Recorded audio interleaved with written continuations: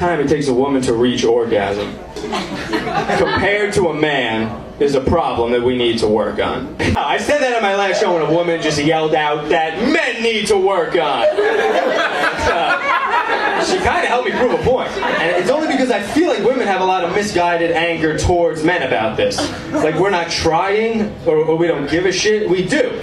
So, I know. I said to her, can I ask you a personal question? Do you use a vibrator? And she said, all the time. And I was like, I think that might be the problem. To me, vibrator is like the heroin of sexual activities.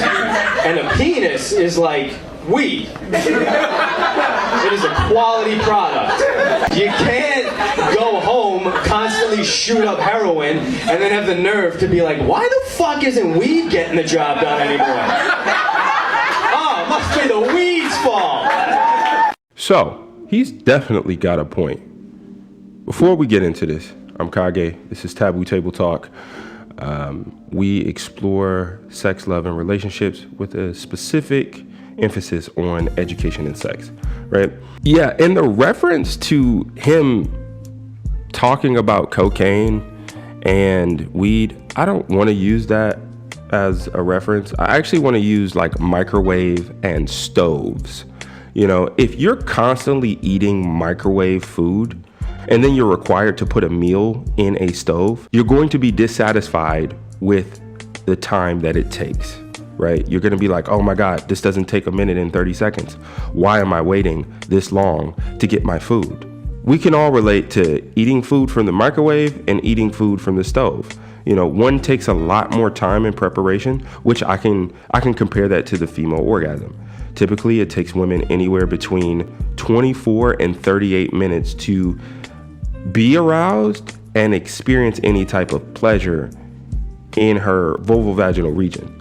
When you talk about microwaves, you can literally heat something up in 30 seconds. I'm going to go into later in the video on how 30 seconds is actually a time with the Rose toy. It's actually a specific time with achieving orgasm with that toy. So yes, we don't talk about how much women orgasm, right, with toys. There's actually a study that Rutgers University has done on the female orgasm. It basically states that women are 200% more likely to have an orgasm in heterosexual relationships than they would in any other sort of dynamic. In that same study, it also stated that women are 200% less likely to communicate with their partners, their male partners, about the things that they are dissatisfied with in the bedroom. That kind of, foretudes the problem that you run into when it comes to orgasm frequency with toys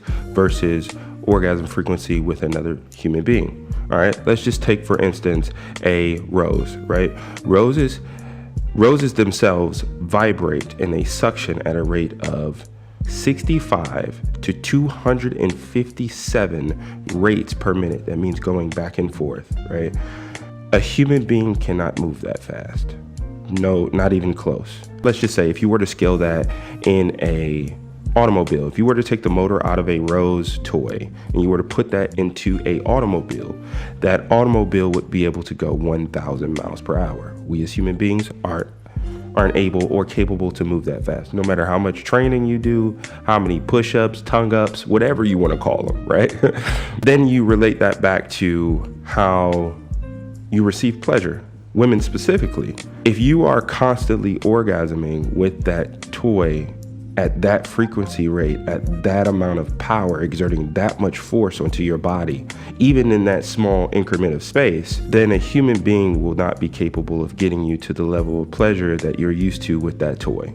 I can even put some information out of there where I, myself, have observed and timed orgasm frequency with a woman using a rose.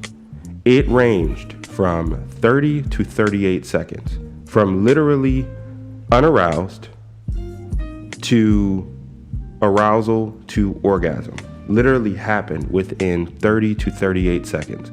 And this was through a span of multiple orgasms. Now, by the time they reached the third or fourth orgasm, the time extended, but There is no human being that can get, or like for instance, if you were to perform oral on a woman and you were to try to get her to orgasm, your typical woman would not be able to get there in 30 to 38 seconds from being unaroused to aroused to orgasm. If you follow the sexual cycle, then you understand what I'm saying.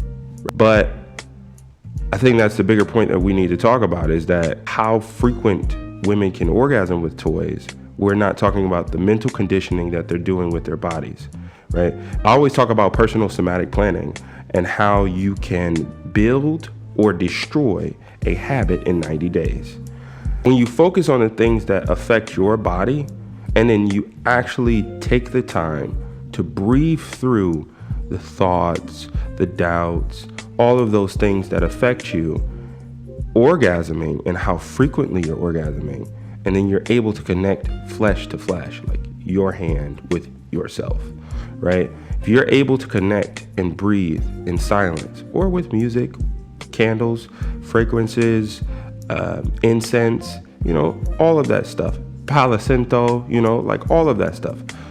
If you're able to use those things to connect with your body, your frequency of orgasm with other human beings goes up significantly. It goes up significantly because you're able to get yourself there without a motorized tool. Now, when I say I am not going against stimulating yourself with toys or using toys with your partner, that's not a bad thing, right? When we're talking about using toys with partners, not a bad thing. Supplementing pleasure with other tools allows you to expand the experience of orgasm, right? That's not what I'm talking about. What I'm talking about is only and solely relying on toys to get you there. That is not a healthy way to experience pleasure, and especially not a healthy way to experience pleasure with a mate. Also, you need to communicate.